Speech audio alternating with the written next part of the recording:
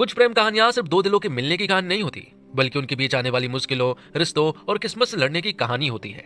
एक ऐसी कहानी जहाँ प्यार तो आसानी से हो जाता है, लेकिन उसे निभाने के लिए कई इम्तिहान से गुजरना पड़ता है। तो चलिए शुरू करते हैं श्रीनिवास मंगापुरम मूवी के एक्सप्लेनेशन को। वीडियो अगर अच्छा लगे तो वीडियो को लाइक करके चैनल को सब्सक्राइब जरूर कीजिएगा, ताकि आपको इसी तरह के लेटेस्ट और फ्रेश कंटेंट मिलते रहे। फिल्म की शुरुआत होती है एक पवित्र शहर से, जिस शहर का नाम है तिरुपति। इसी शहर में हम देखते हैं एक लड़के को भागते हुए। उस लड़के के पीछे बहुत सारे गुंडे लगे हुए थे और आखिरकार वो गुंडे उस लड़के को पकड़ लेते हैं। तभी यहाँ पर एंट्री होती है पेड्डी रेड्डी नाम के एक आदमी की, जो कि शहर का एक बहुत ही मशहूर आदमी है और एक पॉलिटिशियन भी। पता चलता है कि वो लड़का जो है वो एक लड़की को भगाने की कोशिश कर रहा था, और ये बात जब पेड्डी रेड्डी के आदमी को मालूम चली तो वो लोग यहाँ उस लड़के को बहुत ही बेरहमी से पीटते हैं। पेड्डी रेड्डी उसे ऐसी सजा देता है कि अगली बार लड़की भगाने से पहले वो 100 बार सोचेगा। तभी हमारी नजर सीनू पर पड़ती है, जो कि तिरुपति शहर में रहने के लिए आ रहा था। तभी वो देखता है कि कुछ गुंडे एक लड़के को बुरी तरह से पीट रहे हैं, और वो हैरान इस बात से रह जाता है कि इतने पवित्र शहर में भी ये सब कुछ होता है। थोड़ी देर के बाद ही सीनू बालू नाम के एक आदमी के घर जाता है, और वो बताता है कि उसे रतन अंकल ने भेजा है। बालू कहता है कि तुम यहाँ पर रहो और अपना काम ठीक से करो। बालू जो है वो एक म्यूजिशियन है, लेकिन उसका गाना जो है वो किसी को भी पसंद नहीं आता है। अगले सीन में हम देखते हैं नायपन नाम के एक आदमी को। मालूम चलता है कि कल पेड्डी रेड्डी ने जिस लड़के को बुरी तरह से पीटा था वो नायपन के बरादरी का ही लड़का था, और अब इसी वजह से नायपन जो है वो डीसीपी पर प्रेशर बना रहा था। नायपन कहता है कि हम लोगों की आबादी कम है, इसी वजह से आप लोग हमारे ऊपर जुल्म करते हो, लेकिन अब हमारी आबादी जो है वो धीरे धीरे बढ़ रही है और हम आगे चलकर पेड्डी रेड्डी को भी जरूर सबक सिखाएंगे। नायपन दरअसल में पेड्डी रेड्डी की जगह लेना चाहता है और पूरे शहर में मशहूर होना चाहता है। अगले सीन में हम देखते हैं कि सीनू जब मंदिर जाता है तो अचानक उसकी नजर एक ऐसी लड़की पर पड़ती है जिसे देखकर पहली नजर में ही उससे प्यार हो जाता है। उस लड़की का नाम मंगा होता है। वो बहुत ही खूबसूरत लड़की है, और उसे देखने के बाद यहाँ सीनू जो है वो कहीं नहीं जाता है, उसी मंदिर में बैठ जाता है और सिर्फ मंगा को ही देखता रह जाता है। यहाँ में एक बात और मालूम चलती है कि मंगा दरअसल में पेड्डी रेड्डी की बेटी है। इसी वजह से यहाँ पर आगे चलकर सीनू के लिए बहुत सारी प्रॉब्लम्स आने वाली है। आगे चलकर सीनू की मुलाकात स्वतंत्र बाबू से होती है, जो कि एक नंबर का पियक्कड़ है। यहाँ पर सीनू चाहता है कि स्वतंत्र बाबू उसे पेड्डी रेड्डी का घर बताए। दरअसल में सीनू तो यहाँ पर मंगा के घर जाना चाहता है और उसका घर देखना चाहता है, जिसके बाद स्वतंत्र बाबू उसे पेड्डी रेड्डी के घर लेकर जाता है, जहाँ सीनू यहाँ फिर से मंगा को देखता है और बस उसे देखता ही रह जाता है। यहाँ स्वतंत्र बाबू को डर लग रहा था कि अगर पेड्डी रेड्डी के लोगों ने देख लिया तो वो लोग उनकी हालत खराब कर देंगे। इसी वजह से वो लोग वहाँ से चले जाते हैं। अब अगले दिन मंगा अपनी दोस्त के साथ जब मार्केट जा रही थी स्कूटी से, तभी वो ट्रैफिक सिग्नल पर रुकती है, और वहीं हम देखते हैं सीनू को, जो कि बार बार पलट पलट कर यहाँ मंगा को देख रहा था। मंगा को ऐसा लगता है कि शायद इस लड़के को पहले कभी देखा है, इसी वजह से ये हमें बार बार पलट कर देख रहा है। थोड़ी देर के बाद ही मंगा मार्केट में एक मोबाइल की शॉप पर जाती है, वहाँ वो अपने मोबाइल का कवर खरीदती है। लेकिन तभी यहीं पर हम देखते हैं सीनू को, जिसे यहाँ मंगा ने भी देख लिया था।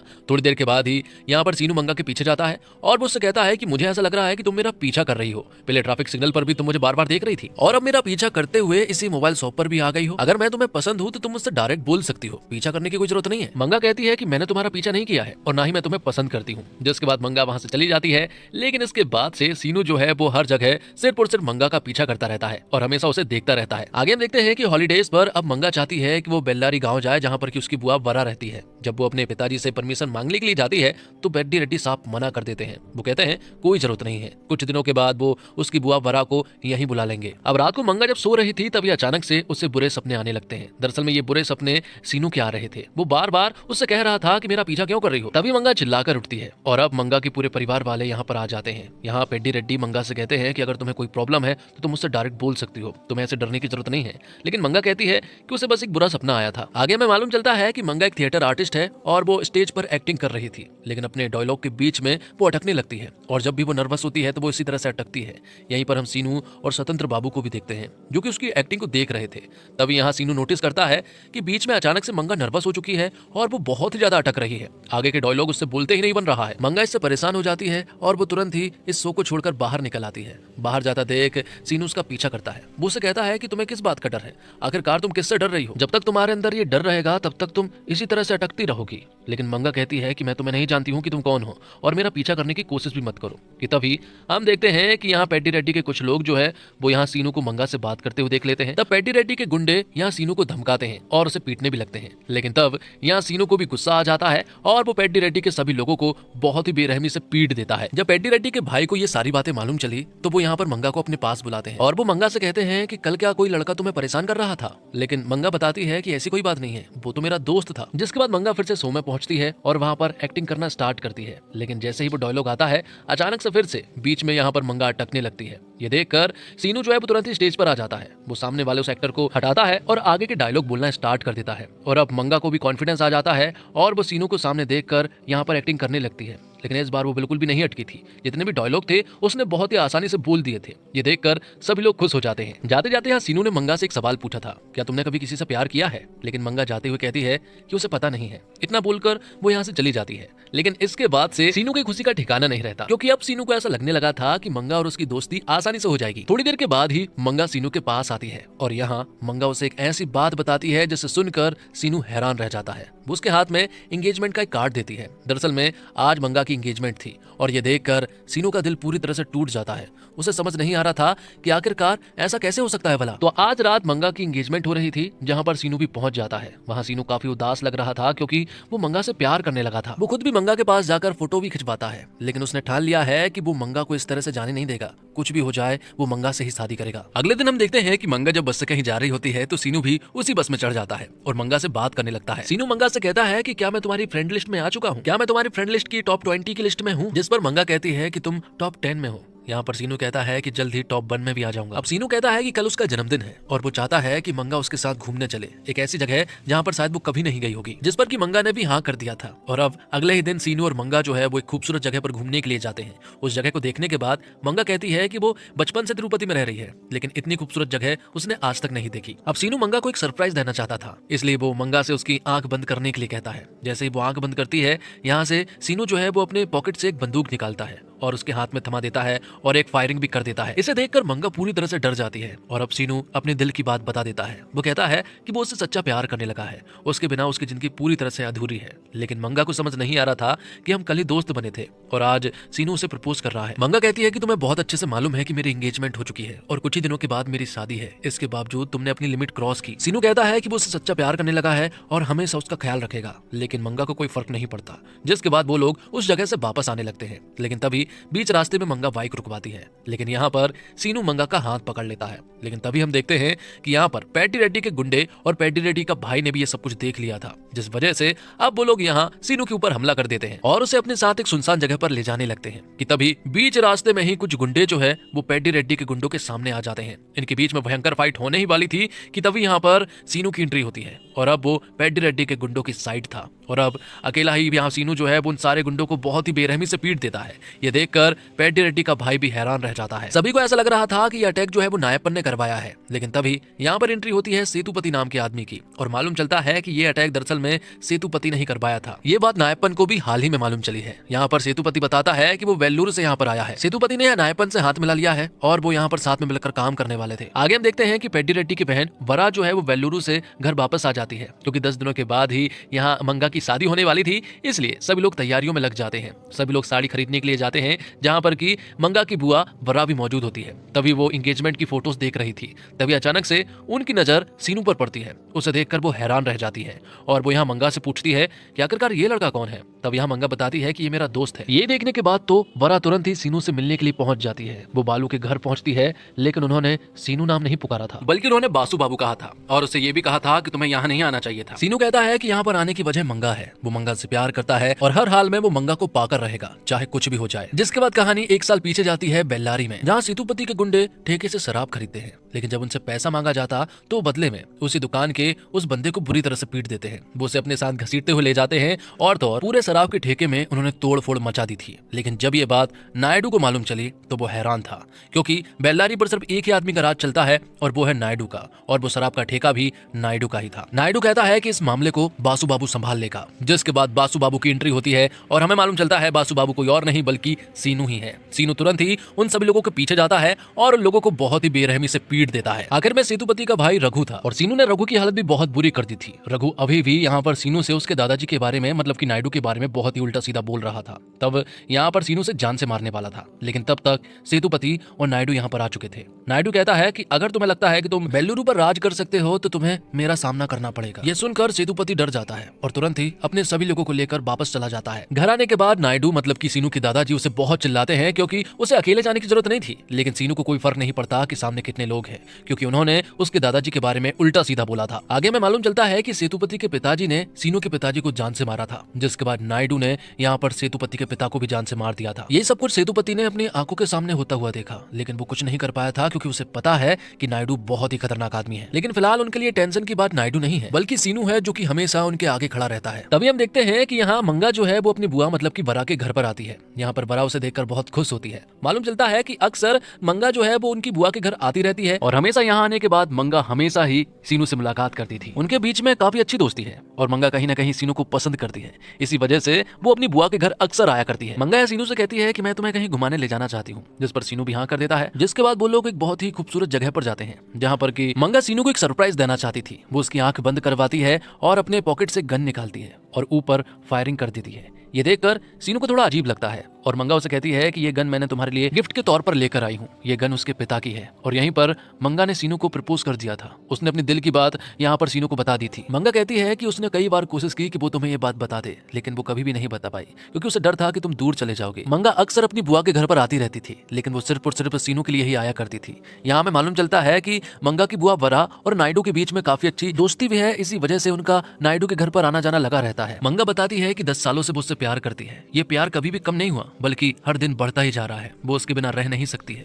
ये सारी बातें सुनने के बाद यहाँ पर सीनू को ऐसा लगता है कि मंगा सचमुच ही उससे बहुत प्यार करती है, जिसकी शायद कोई हद नहीं है। इसी वजह से सीनू उसका प्यार स्वीकार कर लेता है। दोनों रिलेशन में आ चुके थे, इसी वजह से अब दोनों काफी सारा टाइम एक दूसरे के साथ बिताते हैं। दोनों जब साथ में घूम रहे थे तभी सेतुपति के भाई ने उन दोनों को साथ घूमते हुए देख लिया था। और अब सेतुपति के भाई को बहुत अच्छे से मालूम है कि आखिरकार उसे क्या करना है। वो तुरंत ही पेड्डी रेड्डी के पास कॉल करता है और उन्हें सारी बातें बता देता है। शुरुआत में पेड्डी रेड्डी को बिल्कुल भी भरोसा नहीं हुआ, लेकिन जब पेड्डी रेड्डी को बताया गया कि उसकी बहन उसकी बुआ के घर बेलुरु आई है, तब जाकर पेड्डी रेड्डी उसकी बात मानता है। पेड्डी रेड्डी फिर तुरंत ही अपनी बहन बरा के पास कॉल करता है और उसे खूब डांटता है और उससे कहता है कि वो तुरंत ही मेरी बेटी को वापस भेज दे। ये सारी बातें सुनने के बाद बरा तुरंत ही मंगा के पास कॉल करती है और उसे खूब डांटती है और उसे तुरंत ही वापस आने के लिए कहती है। ये सारी बातें सुनने के बाद मंगा को ये बात तो समझ आ चुकी थी कि उसके प्यार के बारे में सभी को मालूम चल गया है। उसे ये भी पता है कि अब बहुत बड़ी प्रॉब्लम आने वाली है। ये सारी बातें वो सीनू को भी बताती है। मंगा बहुत डर रही थी कि अब सबको पता चल गया है तो अब वो अलग हो जाएंगे, लेकिन सीनू कहता है कि वो कभी अलग नहीं होंगे। इसी वजह से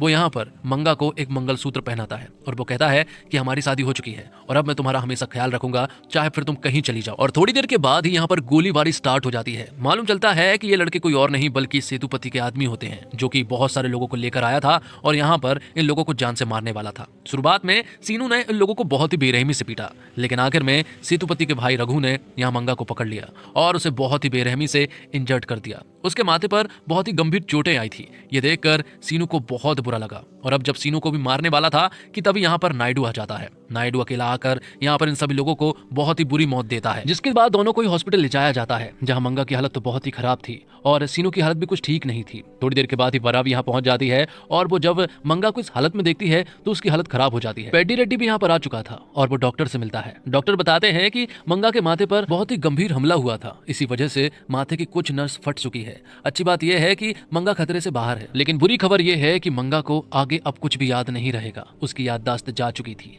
ये सुनकर यहाँ पर पेड्डी रेड्डी हैरान रह जाता है। वो बाहर आकर बरा को खूब चिल्लाता है और वो उससे कहता है कि अब एक एहसान मेरे ऊपर कर देना।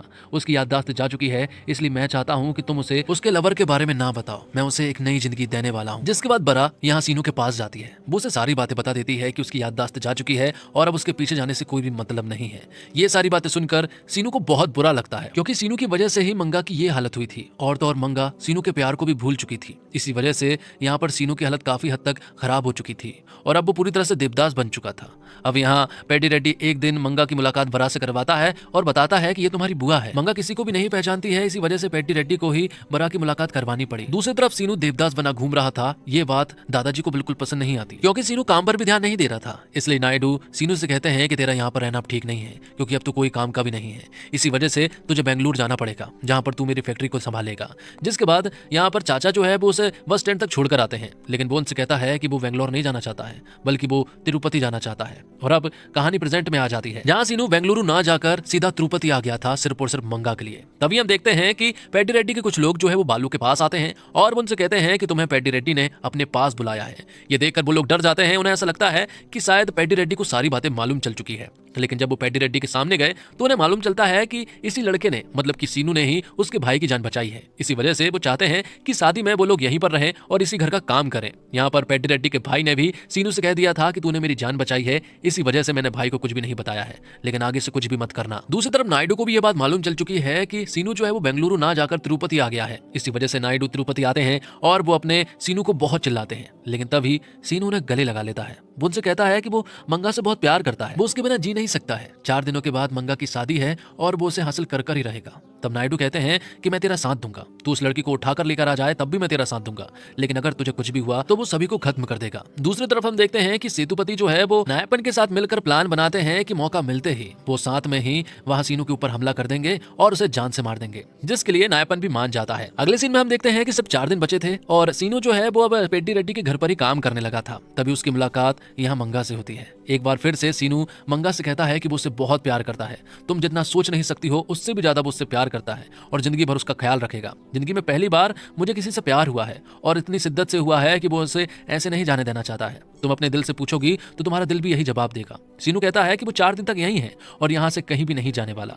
शादी की तैयारियां स्टार्ट हो जाती है, जहाँ हर पल सीनू जो है वो मंगा को देखता रहता, लेकिन मंगा को कोई फर्क नहीं पड़ रहा था। इसी बात का सीनू को बहुत ज्यादा दुख होता। सीनू उसे पुरानी बात याद दिलाकर प्यार नहीं पाना चाहता है, बल्कि वो चाहता है कि मंगा को भी उसी तरह प्यार हो जिस तरह से सीनू को हुआ है। लेकिन शायद अब तक बहुत देर हो चुकी थी, क्योंकि आज ही मंगा की शादी होने वाली है। सभी लोग तैयार हो जाते हैं मंदिर जाने के लिए और अब दूसरी कार से यहाँ पर मंगा निकलने वाली थी। लेकिन तभी हम देखते हैं कि पेड्डी रेड्डी जब रास्ते में होते हैं तभी उन्हें बताया जाता है कि उनके घर पर काम करने वाला सीनू जो है वो मंगा को लेकर भाग गया है। ये सुनकर पेड्डी रेड्डी तुरंत ही घर वापस आता है। वो वरा से मिलता है और उसे बहुत चिल्लाता है, लेकिन वरा उसे सब कुछ सच बता देती है। वरा कहती है कि ये वही लड़का है जिससे मंगा वेल्लूरू में प्यार किया करती थी। सीनू चाहता तो उसे पुरानी बात याद दिलाकर प्यार पा सकता था, लेकिन उसने ये सारी बातें नहीं बताई क्योंकि वो उससे सच्चा प्यार करता है और वो चाह रहा है कि मंगा भी उसी से प्यार करे। जिसके बाद हमें आधे घंटे पहले का फ्लैशबैक का सीन दिखाया जाता है, जब सीनू यहाँ से जाने वाला था कि तभी मंगा पीछे से दौड़ते हुए आती है और उसे गले लगा लेती है। मंगा कहती है कि वो उसके बिना नहीं रह सकती है। उसे एहसास हो गया है कि वो भी उसी से प्यार करती है, क्योंकि वो जितने दिन यहाँ पर रहा है उतने दिन में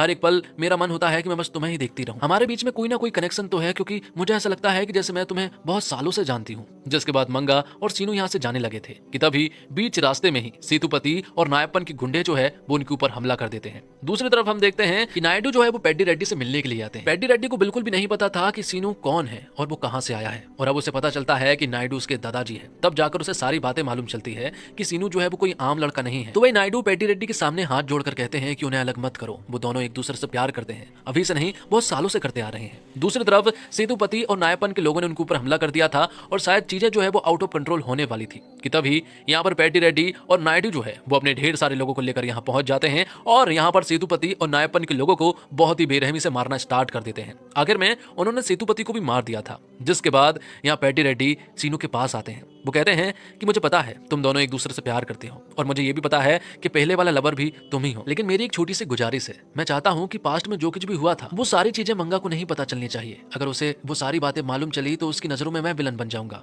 इसी वजह से मुझसे वादा करो कि तुम ये बात मंगा को कभी भी नहीं बताओगे। तब यहाँ पर सीनू उनसे वादा करता है। वो कहता है कि मंगा को उसके पास्ट के बारे में कभी नहीं बताऊंगा। और अब यहाँ मंगा और सीनू एक हो जाते हैं और इसी के साथ ये फिल्म भी यहीं पर समाप्त हो जाती है। तो आप इस फिल्म को 10 में से कितनी रेटिंग देना चाहोगे जरूर बताइएगा। उम्मीद करता हूँ आपको ये मूवी पसंद आई होगी। वीडियो अगर अच्छी लगी हो तो वीडियो को लाइक करके चैनल को सब्सक्राइब जरूर कीजिएगा, ताकि आपको इसी तरह के लेटेस्ट और फ्रेश कंटेंट मिलते रहे। मिलते हैं कमाल की वीडियो के साथ, तब तक के लिए आप हमारे चैनल के साथ बने रहिए। धन्यवाद। जय हिंद, जय भारत, जय श्री राम।